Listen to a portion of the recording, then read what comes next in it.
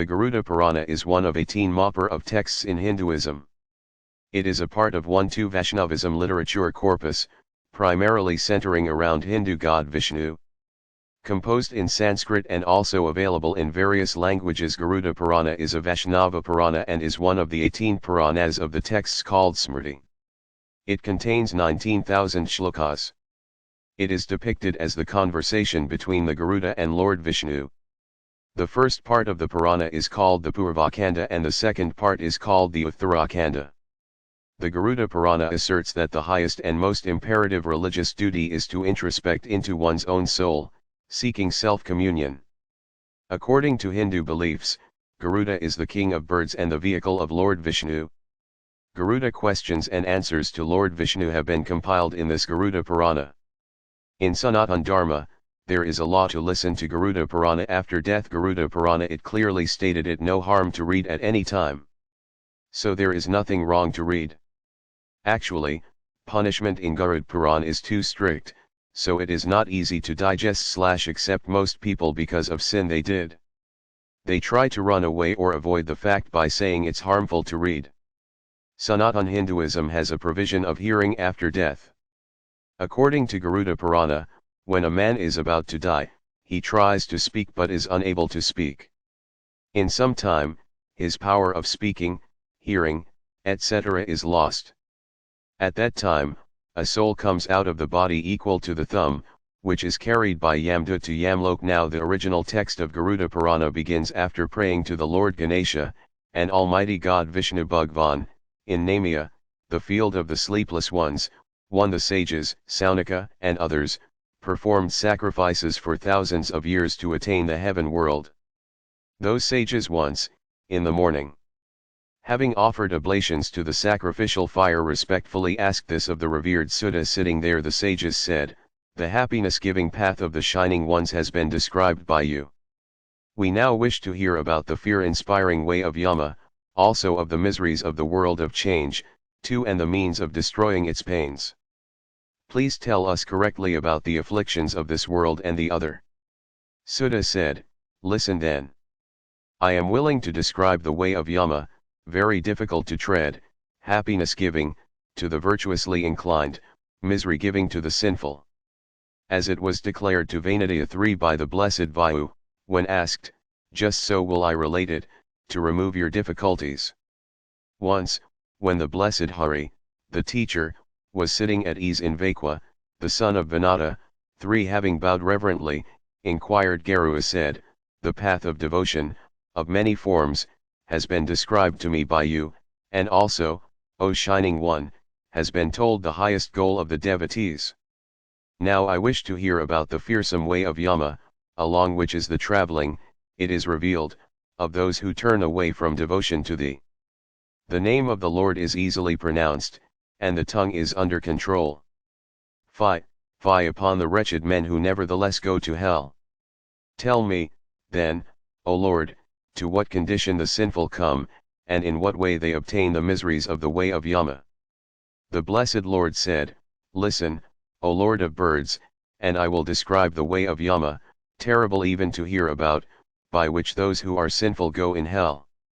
O Trakya, those who delight in sin, destitute of compassion and righteousness, attached to the wicked, averse from the true scriptures and the company of the good, self-satisfied, unbending, intoxicated with the pride of wealth, having the ungodly qualities, lacking the divine attributes, bewildered by many thoughts, enveloped in the net of delusion, reveling in the enjoyments of the desire nature - fall into a foul hell.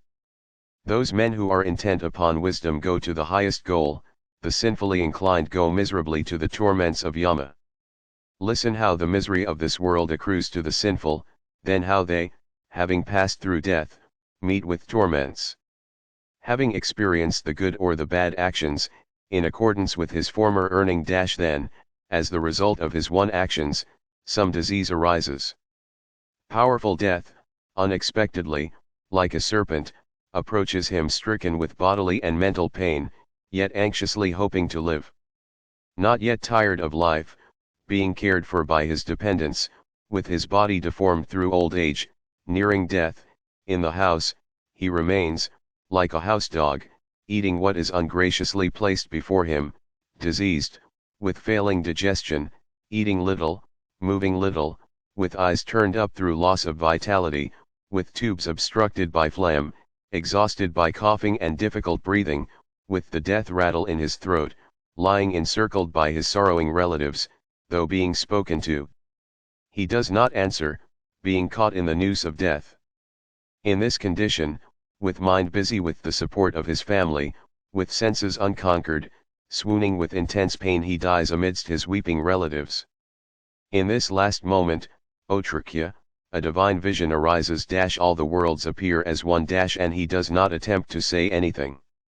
Then, at the destruction of the decayed senses and the numbing of the intelligence, the messengers of Yama come near and life departs. When the breath is leaving its place, the moment of dying seems an age, and pain like the stinging of 100 scorpions is experienced. Now he emits foam, his mouth becomes filled with saliva. The vital breaths of the sinful depart by the lower gateway. Then, 2 terrifying messengers of Yama are come, of fierce aspect, bearing nooses and rods, naked, with grinding teeth, as black as crows, with hair erect, with ugly faces, with nails like weapons, seeing whom his heart palpitates and he releases excrements. The man of the size of a thumb, crying out "Oh, oh," is dragged from the body by the servants of Yama, looking the while at his own body. Having put round him a body of torment, and bound the noose about his neck, they forcibly lead him a long way, like the king's officers a convict. While thus leading him, the messengers menace him, and recount over and over again the awful terrors of the hells. Hurry up, you wicked man! You shall go to the abode of Yama. We will lead you now, without delay, to Kumhipaka and the other hells. Then hearing these words, and the weeping of his relatives, crying loudly "Oh, oh," he is beaten by the servants of Yama. With failing heart and shuddering at their threats, bitten by clogs upon the way, afflicted, remembering his misdeeds, hungry and thirsty, roasting in the sun, forest fires and hot winds, struck upon the back with whips, painfully he walks, almost powerless, along a road of burning sand, shelterless and waterless. Here and there falling exhausted and insensible, and rising again. In this way, very miserably led through the darkness to the abode of Yama, the man is brought there in a short time, and the messengers show him the terrible torments of hell. Having seen the fearful Yama, the man, after a time, by command of Yama, swiftly comes back through the air, with the messengers.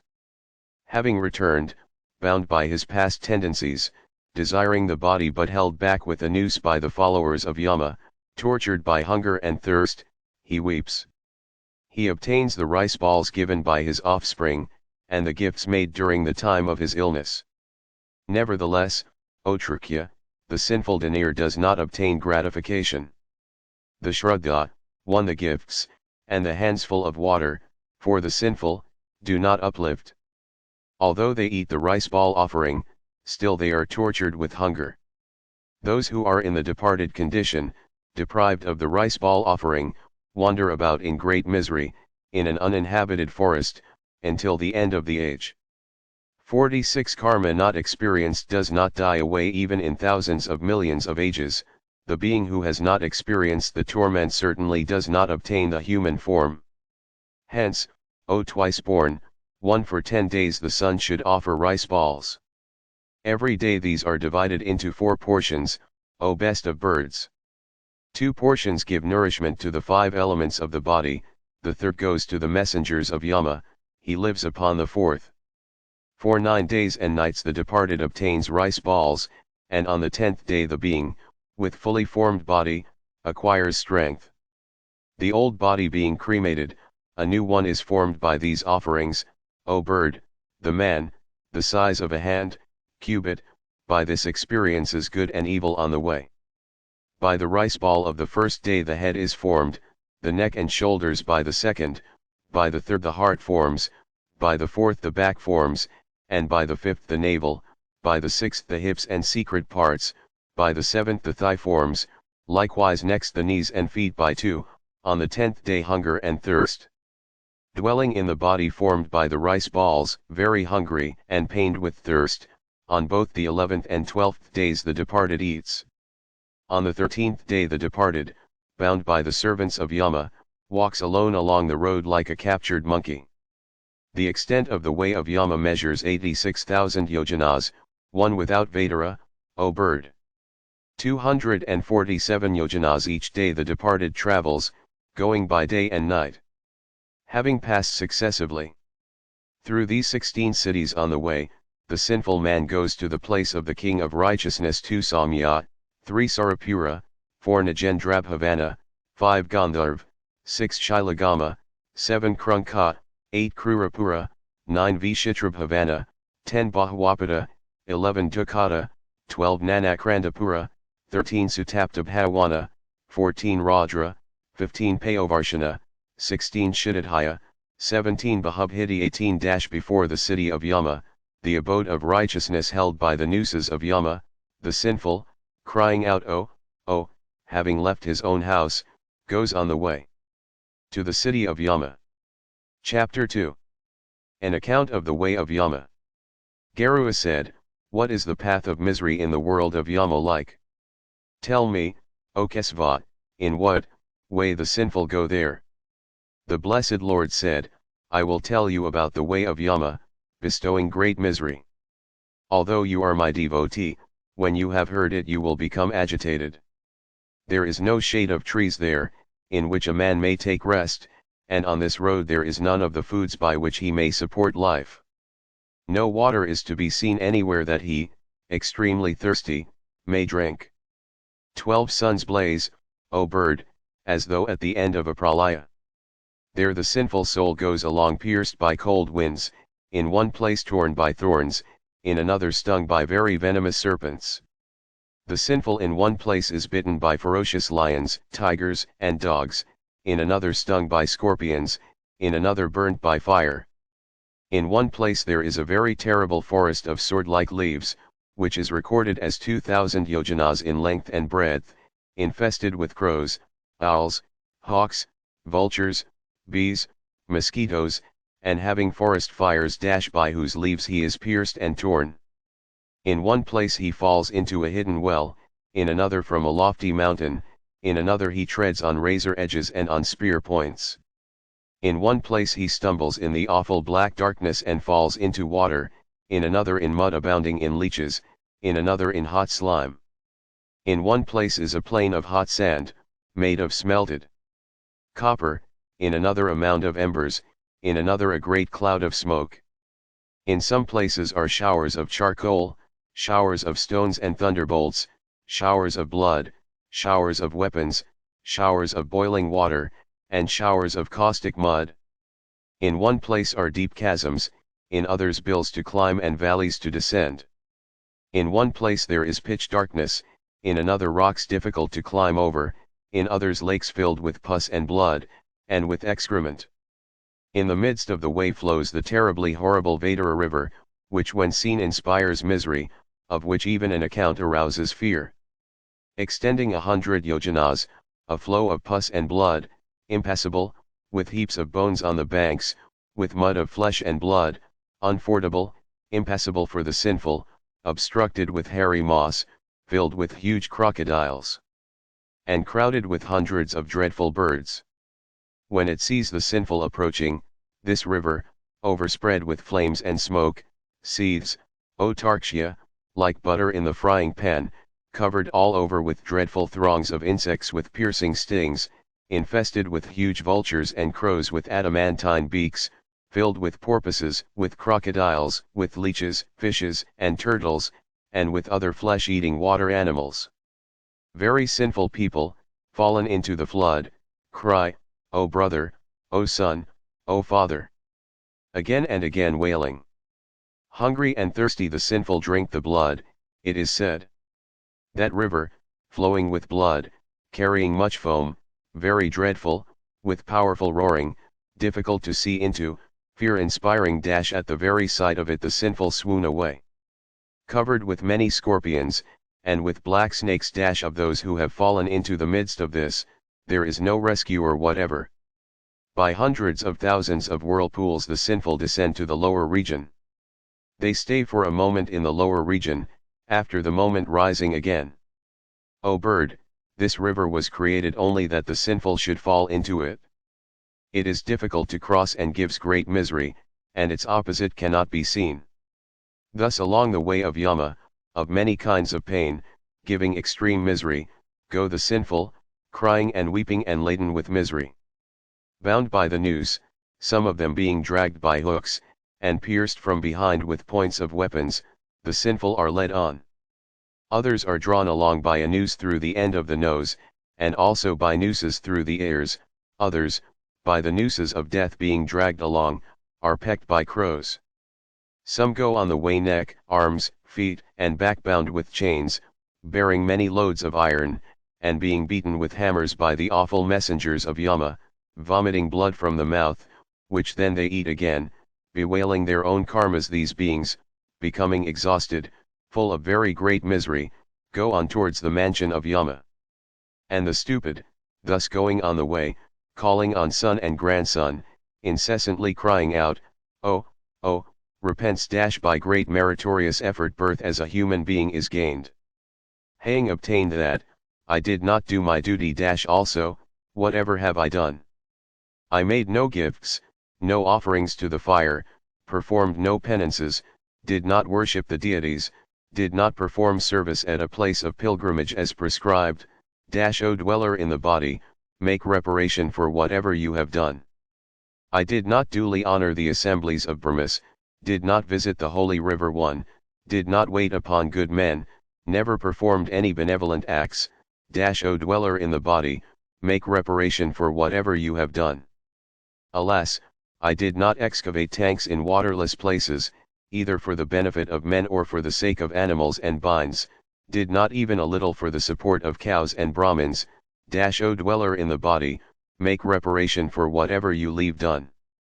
I made no daily gifts and did not give food daily to the cow, did not value the precepts of the Vedas and the Sastras, did not listen to the Puras, nor worship the wise. O dweller in the body, make reparation for whatever you have done. I did not follow the good advice of my husband, never preserved fidelity to my husband, did not pay due respect to my worthy elders.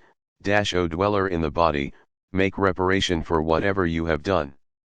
Not knowing my duty I did not serve my husband, nor after his death enter the fire. Having become widowed I performed no austerities. O dweller in the body, make reparation for whatever you have done. I did not emaciate myself by monthly fasts by the course of the moon, nor by detailed observances. Owing to my bad deeds in former lives I got a woman's body, which is a source of great misery. Thus having lamented many times, remembering the past incarnation, crying whence did I attain this human state, he goes on. 43 For 17 days he goes on alone with the speed of the wind. On the 18th day, O Trakya, the departed reaches the city of Samya. Large numbers of the departed are in that excellent and beautiful city. The river Pupabhadra is there, and a fig tree delightful to see. In that city he takes rest, along with the servants of Yama. There he remembers the enjoyment of wife, son, and others, and is miserable. When he bewails his wealth, his family, and dependents all, then the departed belonging there and the servants say this, "Where is your wealth now? Where are your children and wife now? Where are your friends and relatives now? You only suffer the result of your own karma, you fool. Go on for a long time. You know that provisions are the strength of a traveler. You do not strive for provisions, O traveler in the higher world. Yet you must inevitably go on that way, where there is neither buying nor selling. Have you not heard, O mortal, of this way, which is familiar even to children? Have you not heard of it from the twice-born, as spoken of in the Puras? Thus spoken to by the messengers and being beaten with the hammers, he is forcibly dragged by the nooses, falling down and getting up again and running. Here he eats the monthly rice balls given by his sons and grandsons through either love or compassion, and thence goes on into Sarapura. There is there a king named Jangama, who has the appearance of death. Having seen him, he is overcome with fear and decides to give up efforts. In that city he eats a mixture of water and food, given at the end of 3 fortnights, and then passes on from that city. Thence the departed speedily goes to Nagendrabhavna, and having seen the fearful forests there he cries in misery. Being dragged unmercifully he weeps again and again. At the end of 2 months the afflicted leaves that city, having enjoyed there the rice balls, water and cloths given by his relatives. Being again dragged with the nooses he is led onwards by the servants.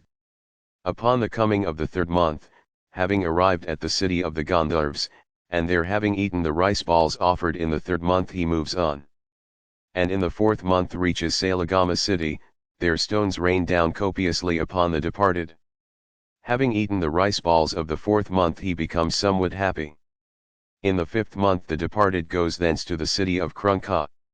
Remaining in the city of Krunka, the departed eats the rice balls given by hand in the 5th month, and then, having eaten it, goes to Krurapura. At the end of 5½ months the ceremony before the 6 monthly is performed. He remains, satisfied with the rice balls and jars then given.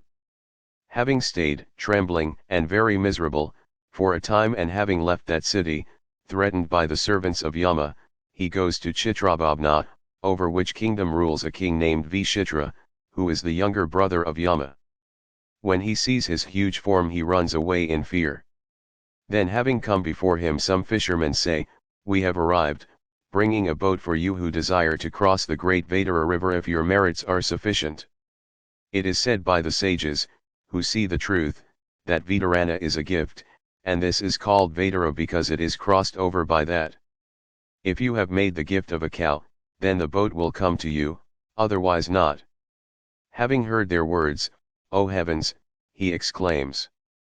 Seeing him it seethes, seeing which he cries loudly. The sinful soul who has made no gifts verily sinks in that. Having fixed a skewer through his lips, the messengers, floating in the air, carry him across like a fish upon a hook. Having then eaten the rice balls of the 6th month, he passes on. He goes on the way lamenting, very greatly afflicted with the desire to eat. At the approach of the 7th month he goes to the city of Bahwapada. There he enjoys what is given by his sons in the 7th month. Having passed beyond that city, he arrives at the city of Dukkata. Traveling in the air he suffers great misery, O ruler of birds. Having eaten the rice balls which are given in the 8th month he moves on. At the end of the 9th month he goes to the city of Nanakranda. Having seen many people crying in agony in various ways, and being himself faint of heart, he cries in great misery. Having left that city, the departed, threatened by the servants of Yama, goes, with difficulty, in the 10th month, to Sutapabhavna. Though he there obtains the rice ball gifts and water, he is not happy. At the completion of the 11th month he goes to the city of Raudra. There he enjoys what is offered in the 11th month by his sons and others, and half after the 11th month he reaches Payovara. There clouds teem, giving misery to the departed, and them, he, in misery, obtains the Shraddha before the annual one. At the end of the year he goes to the city of Dhya, where cold 100 times greater than that of the Himalaya afflicts him. Hungry and pierced with cold, he looks about in the 10 directions. Does there remain any relative who will remove my misery? There the servants ask, "What sort of merit have you?" Having eaten the annual rice balls he plucks up courage again. At the end of the year, coming nearer to the abode of Yama, having reached the city of Bahubhiti, he casts off the body the measure of a hand. The spirit the size of a thumb, to work out its karma, getting a body of torment, sets out through the air with the servants of Yama. Those who do not offer gifts for the dweller in the upper body, O Kasyapa, thus go, painfully bound in tight bonds. Into the city of the King of Justice there are 4 gateways, O bird, of which the way of the southern gate has been declared to you. How they go on this most dreadful path, afflicted with hunger, thirst, and exhaustion, has been told. What else do you wish to hear? Chapter 3. An account of the torments of Yama. Garuda said, "What are the torments like that the sinful suffers, having passed along the way of Yama into the abode of Yama? Tell me this, O Kesava. The blessed Lord said, Listen, O descendant of Vinata. I will tell it to you from the beginning to the end. Even at the description of hell you will tremble. 440 yojanas, O Kasyapa, beyond the city of Bahubhiti, lies the great city of the King of Justice. The sinful man cries when he hears the mingled wails of oh, and having heard his cry, those who walk about in the city of Yama all go to the doorkeeper and report it to him. The doorkeeper Dharmadwaja always stands there. He, having gone to Chitragupta, one reports the good and evil deeds. Then Chitragupta tells it to the King of Justice.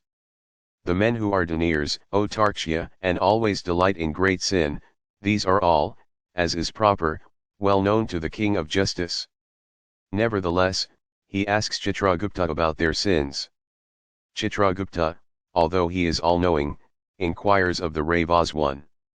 The Ravas are the sons of Brahma who wander in heaven, on earth, and in the nether regions, hear and understand at a distance, and see a long way off. Their wives have a similar nature, and are called, distinctively, Sarvanis. They know accurately all that is done by women. These report to Chitragupta everything that is said and done, openly and secretly, by men. These followers of the King of Justice know accurately all the virtues and vices of mankind, and the karma born of mind, speech, and body. Such is the power of these, who have authority over mortals and immortals. Thus do these truth-speaking Ravas relate the actions of man. To the man who pleases them by austerity, charity, and truthful speech, they become benevolent, granting heaven and liberation. Knowing the wicked actions of the sinful, those truth-speakers, relating them before the King of Justice, become dispensers of misery. The sun and moon, fire, wind, sky, earth, and water, the heart, Yama, day and night, the two twilights, and justice know the actions of man. The King of Justice, Chitragupta, Ravas, the sun and others see fully the sins and merits of the embodied being. Then Yama, having assured himself concerning the sins of the sinful, summons them and shows them his own very terrible form. Very sinful people behold the terrifying form of Yama, huge of body, rod in hand, seated on a buffalo, roaring like a cloud at the time of pralaya, like a mountain of lamp black, terrible with weapons gleaming like lightning, possessing 32 arms, extending 3 yojanas, with eyes like wells, with mouth gaping with formidable fangs, with red eyes and a long nose. Even Chitragupta is fearful, attended by death, fever, and others. Near to him are all the messengers, resembling Yama, roaring. Having seen him, the wretch, overcome with fear, cries, "Oh, oh!" The sinful soul who made no gifts trembles and cries again. Then, by command of Yama, Chitragupta speaks to all those sinners, who are crying, and bewailing their karmas. "Oh, you sinners, evildoers, polluted with egoism, injudicious, why ever did you commit sin? Oh, you foolish people, why ever did you commit that misery-giving sin which is born of lust, anger, and association with the sinful?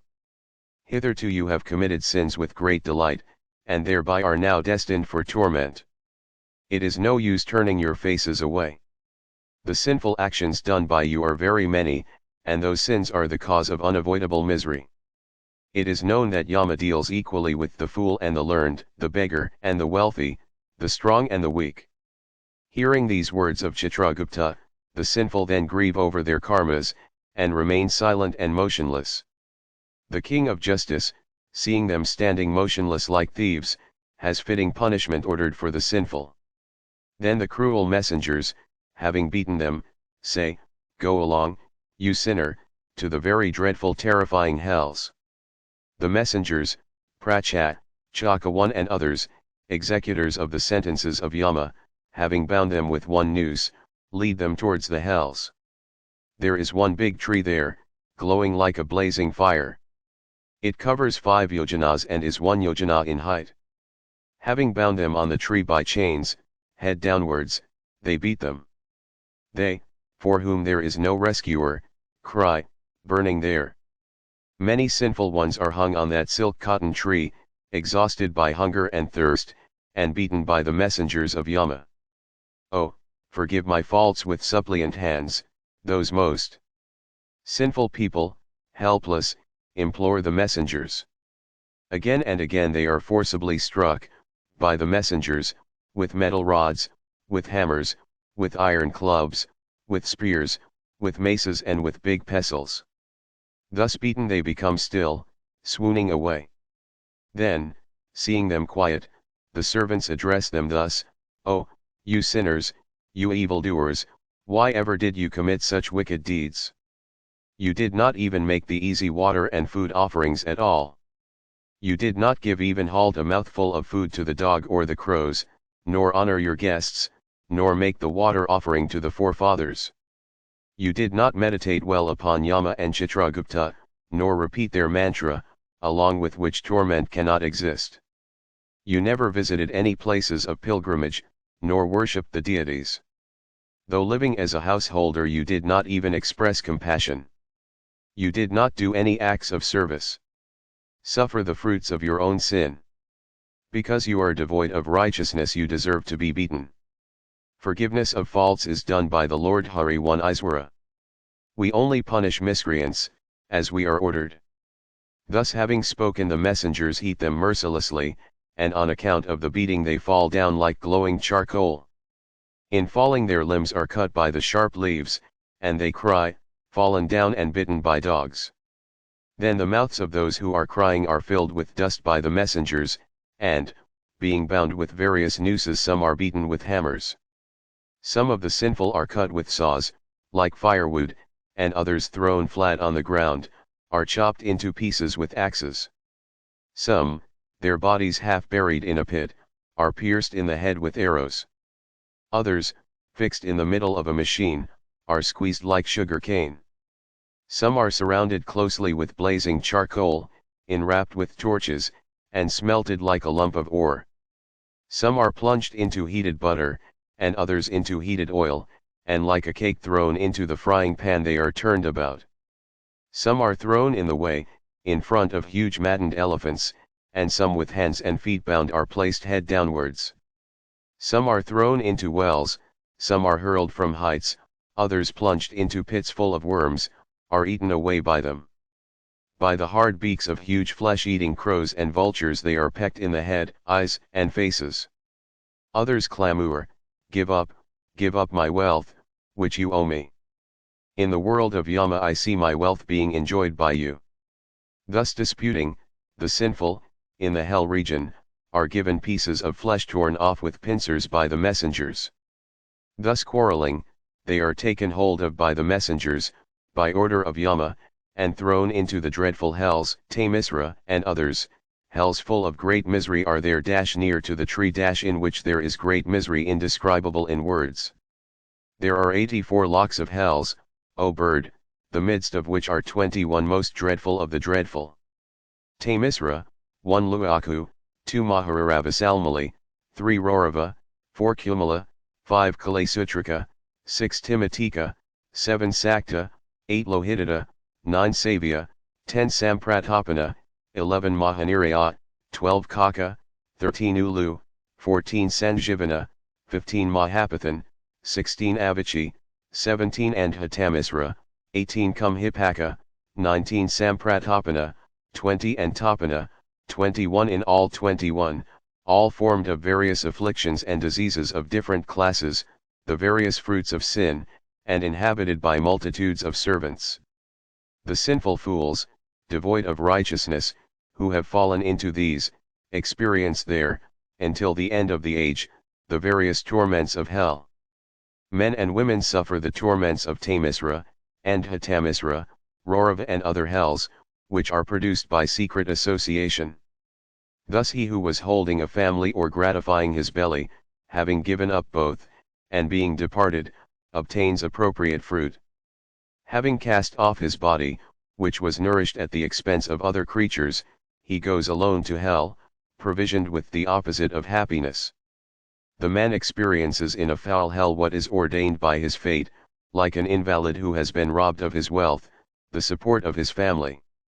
The individual, who was fond of supporting his family by unrighteous means alone, goes to Andhatamisra, which is the place of uttermost darkness.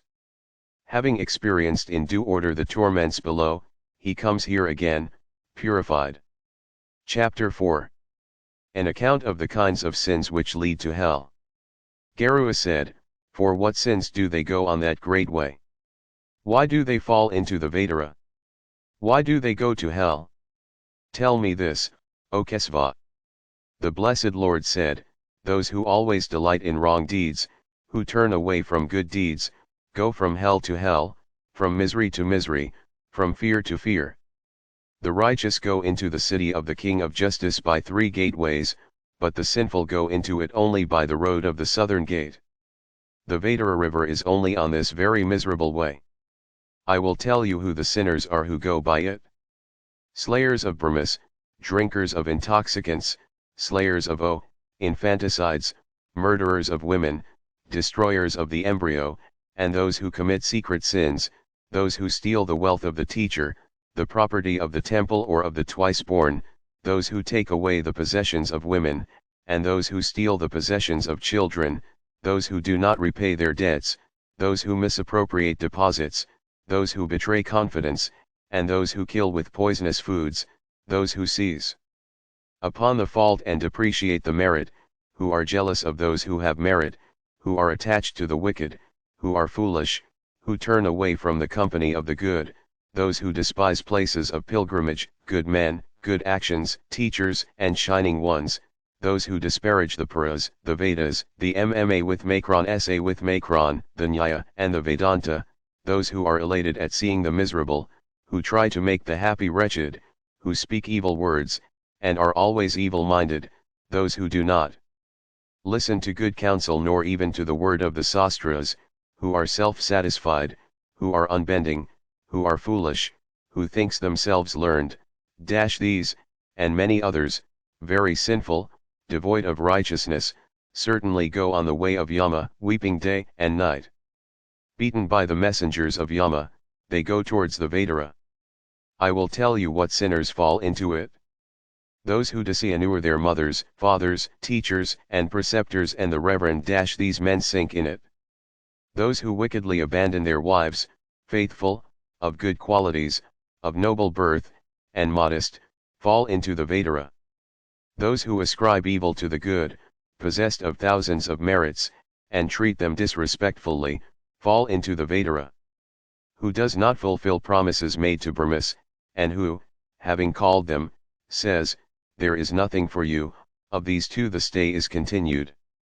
Who takes away what he gave, who repents of his gifts, who takes away another's livelihood, who hinders others making gifts, who obstructs sacrifices, who prevents the telling of stories, who removes field boundaries, who plows up pastures, the Brahmai who sells liquors, and consorts with a low-caste woman, who kills animals for his own gratification, not for the prescribed sacrifices of the Vedas, who has put aside his Brahmaic duties, who eats flesh and drinks liquor, who is of unbridled nature, who does not study the sastras, the Sudra who studies the letter of the Vedas, who drinks the milk of the tawny cow, who wears the sacred thread or consorts with Brahmai women, who covets the king's wife, who abducts others' wives, who is lustful towards virgins, and who slanders virtuous women, these, and many other fools, fond of treading forbidden paths, anal abandoning prescribed ditties, fall into the Vedara. Having come all along the path the sinful reach the abode of Yama, and having come, by command of Yama, the messengers hurl them into that river again. O King of birds, they then hurl those sinners into the Vedara, which is the foremost among hells. Who did not make gifts of black cows, nor perform the ceremonies for those who are in the upper body, having suffered great misery in it, go to the tree standing on its bank. Who give false witness, who perform false duties, who earn by cheating, and who gain a livelihood by thieving, who cut down and destroy big trees, gardens, and forests, who neglect vows and pilgrimages, who destroy the chastity of widows, the woman who despises her husband and thinks about another such and others at the silk cotton tree experience much beating. Those who fall down, through being beaten, the messengers cast into hells. I will tell you about the sinful who fall into them. Deniers, those who break the laws of morality, the avaricious, those attached to sense objects, hypocrites, the ungrateful. These certainly go to hell. Those who destroy wells, tanks, ponds, shrines, or people's houses. These certainly go to hell. Those who eat, having neglected their wives, children, servants, and teachers, and having neglected the offerings to the forefathers and the shining ones. These certainly go to hell. Those who obstruct roads with posts, with mounds, with timber, with stones, or with thorns. These certainly go to hell. Those who, self-indulgent, do not worship Shiva, Hari, Surya, Gya, the wise, and the good teachers. These certainly go to hell. The Brahmai who places a harlot on his bed, goes to a low condition, begetting offspring of a Sudra woman, he is certainly degraded from the Brahmai rank. That wretched twice-born is not worthy of salutation at any time. Those fools who worship him certainly go to hell. Those who are fond of quarrels, do not give up causing dissension among Brahmas and cow fights but delight in them. They certainly go to hell. Those who, through malignity, commit transgression at the time of conception, with women who have no other refuge. These certainly go to hell. Those men who, blinded by passion, consort with women in the monthly courses, on the 4 days of lunar change, in the daytime, in water, on Shraddha occasions, these certainly go to hell. Those who throw their bodily refuse into fire, into water, in a garden, in a road, or in a cowpen. These certainly go to hell. Those who are makers of swords, and of bows and arrows, and those who are sellers of them. These certainly go to hell. Vaishyas who are dealers in skins, women who sell their hair, these who sell poisons, all these certainly go to hell.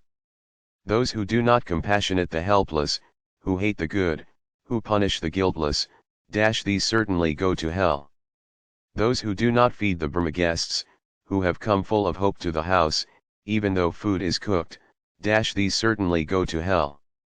Those who are suspicious of all creatures, and who are cruel to them, those who deceive all creatures, these certainly go to hell. Those who assume observances, and afterwards, with senses uncontrolled, cast them away again. These certainly go to hell. Those who do not respect the teacher who imparts the knowledge of the Supreme Self, and the tellers of the Puras. These certainly go to hell. Those who betray their friends, those who cut short friendship, and those who destroy hopes, these certainly go to hell. He who interferes with marriage, processions of the Shining Ones, one or bands of pilgrims, dwells in a dreadful hell from which there is no return. The very sinful man who sets fire to a house, a village, or a wood, is captured by the messengers of Yama and baked in pits of fire. When his limbs are burnt with fire, he begs for a shady place, and then is led by the messengers into the forest of sword-like leaves. When his limbs are cut by its leaves, sharp as swords, then they say, "Ah, ha! Sleep comfortably in this cool shade." When, afflicted with thirst, he begs for water to drink, then the messengers give him boiling oil to drink. Then they say, "Drink this liquid and eat this food." As soon as he drinks it he falls down, burning inside. Getting up again somehow, he wails piteously. Powerless and breathless he is unable even to speak. Thus, it is declared, O Trikya, that there are many torments for the sinful. Why should I explain them fully, when they are spoken of in all the sastras? Being tortured thus, men and women by thousands are baked in dreadful hells until the coming of the deluge. Having eaten their undecaying fruits they are born again. By order of Yama they return to the earth and become unmoving, and other creatures, trees, bushes, plants, creepers, rocks, and grasses, these are spoken of as unmoving, enveloped in great delusion, insects, birds, animals, and fish. It is said that there are 8400,000 of fates of birth fates. All these evolve thence into the human condition. Having come back from hell they are born in the human kingdom amongst low outcasts, and even there, by the stains of sin, become very miserable. Thus they become men and women oozing with leprosy, born blind, infested with grievous maladies, and bearing the marks of sin. Chapter V. An account of the signs of sins. Garuda said, "Tell me, O Kesava, by what sins particular signs are produced, and to what sorts of birth such sins lead?" The blessed Lord said, "The sins on account of which the sinful returning from hell come to particular births, and the signs produced by particular sins these hear from me. The murderer of a Brahma becomes consumptive, the killer of a cow becomes humpbacked and imbecile, the murderer of a virgin becomes leprous all three born as outcasts. The slayer of a woman and the destroyer of embryos becomes a savage full of diseases, who commits illicit intercourse, a eunuch, who goes with his teacher's wife, diseased-skinned. The eater of flesh becomes very red, the drinker of intoxicants, one with discolored teeth, the Brahma who, on account of greed, eats what should not be eaten, becomes big-bellied. He who eats sweet foods, without giving to others, becomes swollen-necked, who gives impure food at a Shraddha ceremony is born a spotted leper. The man who, through pride, insults his teacher, becomes an epileptic, who despises the Vedas and the Sastras certainly becomes jaundiced. Who bears false witness becomes dumb, who breaks the meal row one becomes one-eyed, who interferes with marriage becomes lipless, who steals a book is born blind. Who strikes a cow or a Brahma with his foot is born lame and deformed, who speaks lies becomes a stammerer, and who listens to them becomes deaf. A poisoner becomes insane, an incendiary becomes bald, who sells flesh becomes unlucky, who eats flesh of other beings becomes diseased. Who steals jewels is born in a low caste, who steals gold gets diseased nails, who steals any metal becomes poverty-stricken. Who steals food becomes a rat, who steals grain becomes a locust, who steals water becomes a shataka bird too, and who steals poison, a scorpion. Who steals vegetables and leaves becomes a peacock, perfumes, a muskrat, honey, a gadfly, flesh, a vulture, and salt, an ant. Who steals betel, fruits, and flowers becomes a forest monkey, who steals shoes, grass, and cotton are born from sheep's wombs. Who lives by violence, who robs caravans on the road, and who is fond of hunting, certainly becomes a goat in a butcher's house. Who dies by drinking poison becomes a black serpent on a mountain, whose feature is unrestrained becomes an elephant in a desolate forest. Those twice born who do not make offering to the world deities, and who eat all foods without consideration, become tigers in a desolate forest. The Brahmai who does not recite the Gayatri one, who does not meditate at twilight, who is inwardly wicked while outwardly pious, becomes a crane. The Brahmai who officiates for one unfit to perform sacrifice becomes a village hog, and by too many sacrifices he becomes an ass, by eating without grace, a crow. The twice-born who does not impart learning to the deserving becomes a bull, the pupil who does not serve his teacher becomes an animal an ass or a cow. Who threatens and spits at his teacher, or browbeats a Brahma, is born as a Brahmai fiend in a waterless wilderness. Who does not give to a twice-born according to his promise becomes a jackal, who is not hospitable to the goody becomes a howling fire-face. Who deceives a friend becomes a mountain vulture, who cheats in selling, an owl, who speaks ill of caste and order is born a pigeon in a wood. Who destroys hopes and who destroys affection, who through dislike abandons his wife, becomes a ruddy goose for a long time. Who hates mother, father, and teacher, who quarrels with sister and brother, is destroyed when an embryo in the womb, even for 1,000 births. The woman who abuses her mother-in-law and father-in-law, and causes constant quarrels, becomes a leech, and she who scolds her husband becomes a louse.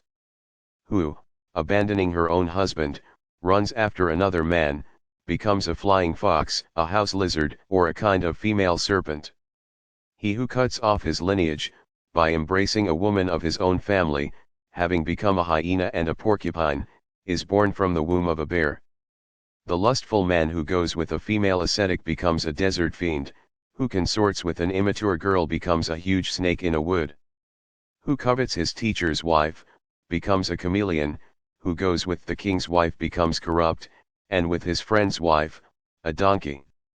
Who commits unnatural vice becomes a village pig, who consorts with a Sudra woman becomes bull, who is passionate becomes a lustful horse.